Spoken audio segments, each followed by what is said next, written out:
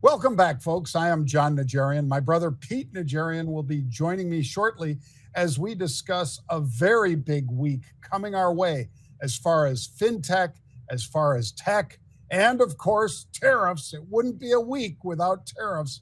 We've got all that and more on today's Rebel's Edge. Bang.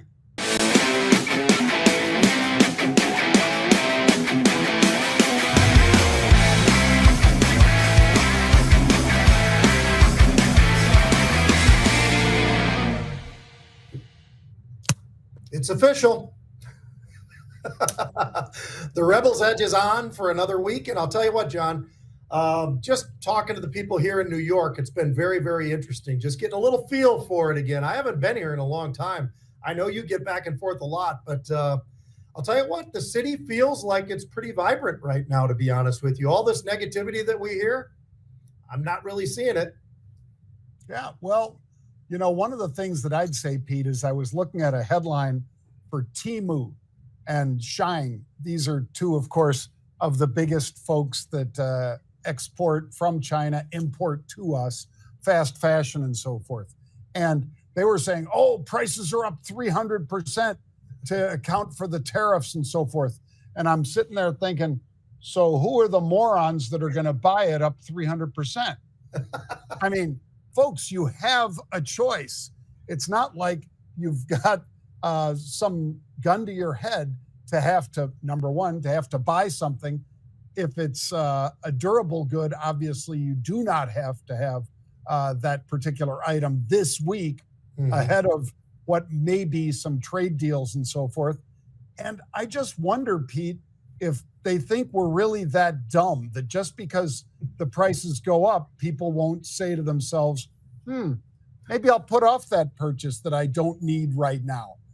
Fast fashion is one of those things that I can't imagine that we'd be out there saying, oh yeah, well, it's up 300%. I guess I got to pay 300% more for it. No, you'd probably walk away and not buy it because of the price increase. That's price elasticity and inelasticity. I guess you guys need to take an economics class if you don't already know that stuff.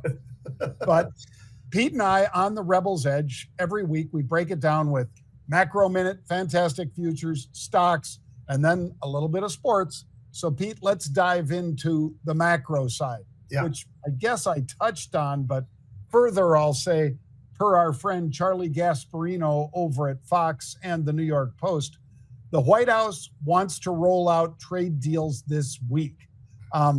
This would not be the finalized version, but it'll more or less give you an idea of what's going on.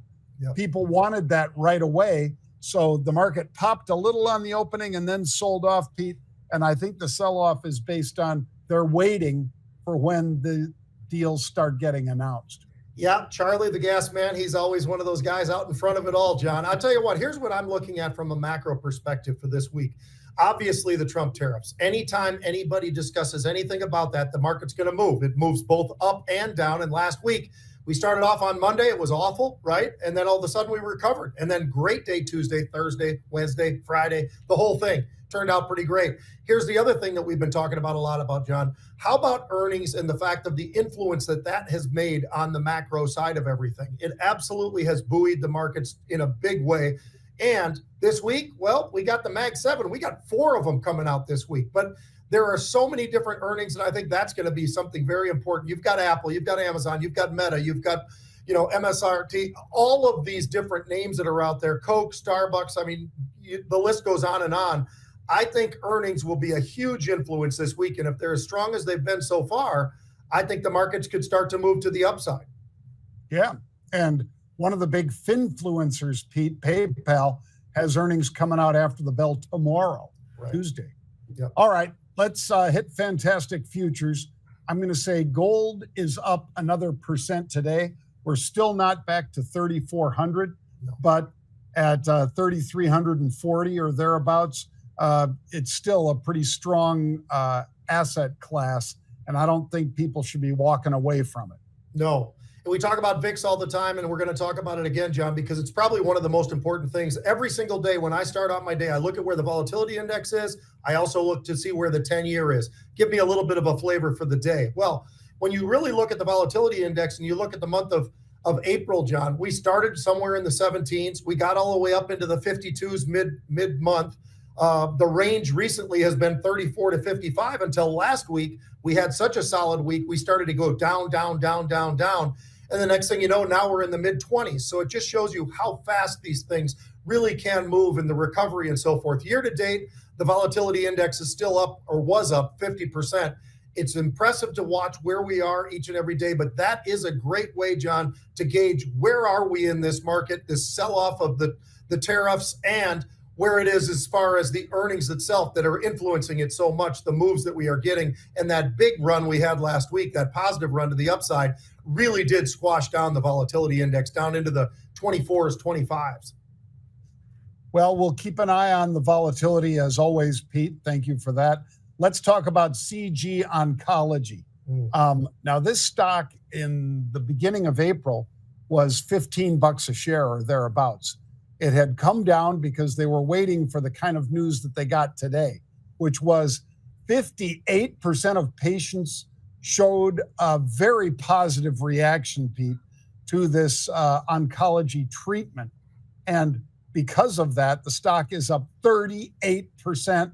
And in fact, since April 8th, it's up 100%.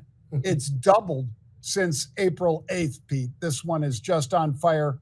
And we're delighted to have that, because anytime one of these companies that has something like a big cancer treatment or a cure, that's a company that you want to have on your watch list. And I think the most important part, John, is this isn't just phase one. It's not just phase two. This is phase three. And that's when you get to the point where, all right, what's the next step? Well, getting a commercial. And I think that could be something huge for this company. Invasive bladder cancer treatment. I mean, that's obviously something very important. Anytime the word cancer is in there, it's going to be very, very important. And it's something to see what the late stage really looks like in this biopharma. I like what we're seeing out of this company, John. It's been all over the map. I mean, in the last 52 weeks or so, we're anywhere from $15 all the way up to $47. So you want volatility, you want something that has the potential to get even more volatile and maybe even move higher. This is one of those names, depending on how it really looks once it gets to the next level. And it's just about there now, John. Phase three, it seems like they've gotten all the things that they need. And if that's the case, they're going to be in that position to potentially be commercial, not too far out of the way at this point in time. Well, we have another one, Pete, in the biologic space. It's called ADMA Biologics. And yes, we did have unusual activity in this one. Unusual activity is something we've been known for a couple decades, Pete. And this one, we had it multiple times. And the last time we had it was just a little over a week ago or so. And this one making a huge move all the way up to 25.67 today, has pulled back a little bit. It's basically just below 24 now, but still a solid 10% gain on the day. And these guys, it's a plasma therapeutic, or a biologic, if you will, Pete, that they've figured out a way to basically double up on how much plasma they can get from a single draw. And the important part too here, John, is like many, they oftentimes struggle, right, when on the financial side of things, and they've really got to work to get these things out as fast as they can. In this particular case, this is a company that's already got, when you look at the foundation, it looks very strong. Cash to debt, 21 million. Free cash flow, 75 million. This is a company that is in the right place at the right time as things are starting to move in a very positive way for them, especially when you talk about the yield for plasma increasing. That's what they needed to have happen, and they did. And that's why it hit 52-week highs today. It got over $25 a share, almost $26 a share. A really, really nice day, and a year-to-date stock that's up 42%, John. So everything seems to be rolling in the right direction. Oh, and the PE of this bioscience company is only a 29. That seems nice and low considering what it is that they do and how they have to do things, and that whole world of biotech and everything going into the health world. That's a very, very decent number on a company that's not this massive company. It's not a Lilly, it's not a Pfizer. And so when you've got a company like this with the kind of the numbers that we're looking at, I think it gives a great opportunity to say, hey, look, this thing could go a lot higher. And oh, by the way, maybe some of the big boys want to knock on that door one of these days. It's not that far away from being that. Well, let's talk about Opera now, Pete, OPRA. And this is web browsers for both mobile and PC. And I think it might have been a Norway startup, Pete, but the earnings are beating, the revenue is beating, and their guidance seems pretty good. So the stock making a very nice move today. It was up as much as 12%. And right now it is still holding on to most of those gains, Pete. Yeah, and for the right reasons, John. When you look at these numbers, I mean, there's nowhere you could punch a hole and say, you know what, well, what about this one? We're a little bit concerned. They raised their guidance by 24%. Their margins are up 23%. Year over year growth is 40%. There isn't anything I could find that was negative about this quarter. So yeah, it makes a whole heck of a lot of sense to me, John. The net income up 23%. It is strong everywhere you look. And when you see something like that, you start to scratch your head a little bit and say, you know what, this is a company that's not only on the rise, this is another one where maybe somebody even bigger might want to make some sort of a move. I know I've already put that out there a couple of times, but I think this is a time in the markets where when somebody's really gotten pushed to the downside and there are opportunities out there for growth, I think a lot of those big guys out there in different categories are going to want to buy that growth. And that way they don't have to go through the whole system of trying to get it built up and everything else. They can just go out and buy that growth right now. Yep, you're right. And that's exactly what they do, Pete. Like you said, in a lot of cases, to get through phase 1, phase 2, phase 3, they've had to bring in a partner. Sometimes it's a very well-heeled partner that might be the first buyer when they get through phase 3, because they've usually burned up almost all their money by the time they get to that. So having a deep-pocketed partner, pretty good idea for most of these companies. Yeah. All right, let's talk about Aurora, Pete. Now, this company was founded in 2017, and get a load of these names.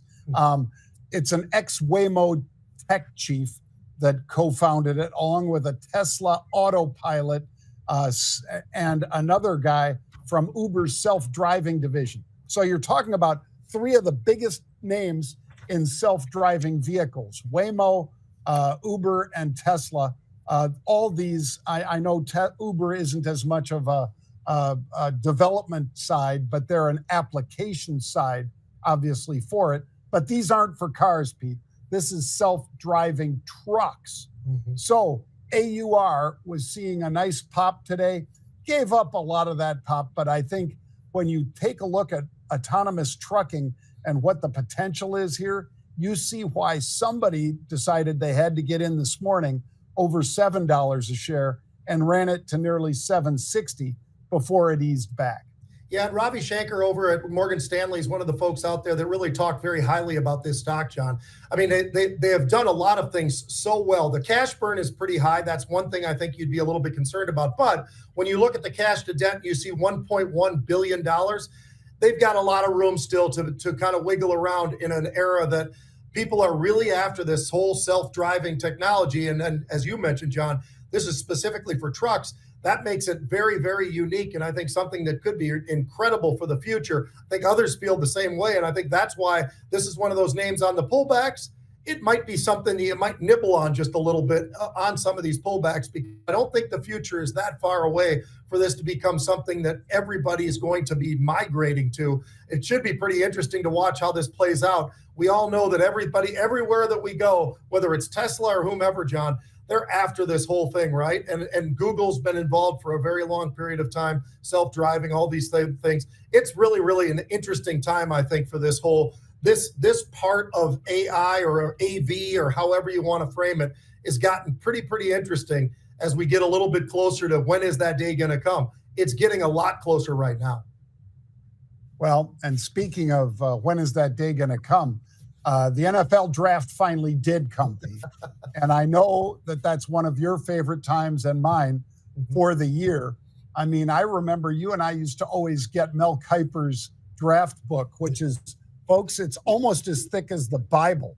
I mean, he grades every single kid, even if he's going to be a free agent signing. Mm-hmm. He's grading probably the top, I'm going to say 500 or 700 potential players, Pete. Right. So it's a thick book, and obviously a lot of time dedicated to the likes of Shadur, who I know is one of the people that you're going to talk about here, Pete. But it was pretty amazing to see how far he slipped, wasn't it? Yeah.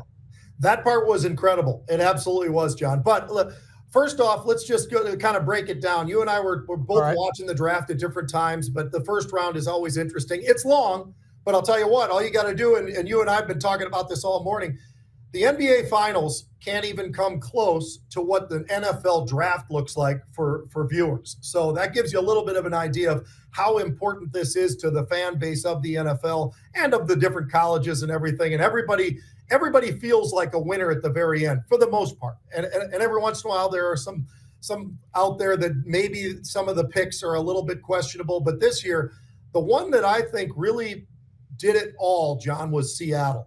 I looked at what the Seahawks were able to do. They're a team that was kind of up and coming last year. Now the quarterback is gone. He's in Las Vegas. They've done a lot of things, but they did pick up Sam Darnold, gave him a heck of a lot of money. He had a great year at the Minnesota Vikings. And I think they wanted to make him pretty comfortable, John. And why do I say that? Well, they grabbed him another tight end, and he did a great job with the tight ends with the Minnesota Vikings. But Sam Darnold will be thrown to this guy, Arroyo, from Miami. I'll tell you what, John, 6'5", 250 pounds. The guy runs like an absolute deer. He has had some injuries, but he was their third-round pick. Their second-round pick was a kid that I thought was the very best player in the draft. It doesn't mean he's the best player for the NFL, but his athleticism and what he did last year at South Carolina is absolutely incredible. I mean, he's only just short of 6'4", weighs about 235 pounds, runs a 4.3 40, has a 40-plus vertical. I mean, there is nothing. He's a genetic freak, and he looks a lot like, and he's going to remind those fans of DK Metcalf, the old receiver, who looked a lot like that, big, fast, strong, everything. This guy's very, very similar to that, but he's a safety who probably could play just about any position on the defense, John. He could be an outside edge rusher. He could be a safety. He could be a linebacker. I mean, that's how talented this kid is and how much I think the world of what he did. It's not just a combine guy either. He's a guy who's a freak show. Then they got an offensive lineman from North Dakota State. All he did in his career, John, was played right tackle, right guard, left guard, and center. And he's an absolute freak. He's had 41 starts at North Dakota State. He's a big, mean guy who I think that the quarterback is going to like having him in front of him wherever they place him. And I think some of the other players getting that tight end, I think, is huge. And by the way, they ended up getting Jalen Milroe, who I think was passed up way too far, the Alabama quarterback, John. I really liked that kid. I thought he was athletic. I think he can run. I think he can throw the ball very well. I think that is he a top 10 quarterback? Top 10 quarterback, sure. Top 10 pick, no. And that's not where he was. He went all the way to the fourth round. But I'll tell you what, he is a really good athlete who I think will be a great backup to Sam Darnold. And that's going to be something fun to watch that and how they actually move those guys around. Well, I'm going to, of course, hit my Bears, Pete. And at first, I was bummed they didn't take Tyler Warren. But the more I saw this Colston Loveland, you know, I'm sure half the crowd out there thinks his name's Loveland Colston, because how do you know what kind of names are these guys? But he's some kid from Idaho that goes to Michigan, and he is cocky, but, you know, if you can back it up, and apparently this kid has his whole career, Pete.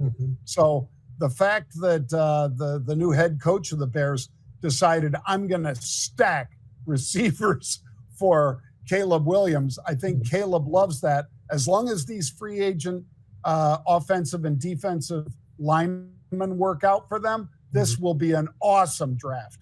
Otherwise, they needed either a big offensive lineman or a big defensive lineman with their second round pick, and instead they took a great wide receiver, this guy Luther Burden III, who, when the coach was talking about it, they just said, well, what would you say about him? And he just said, stud.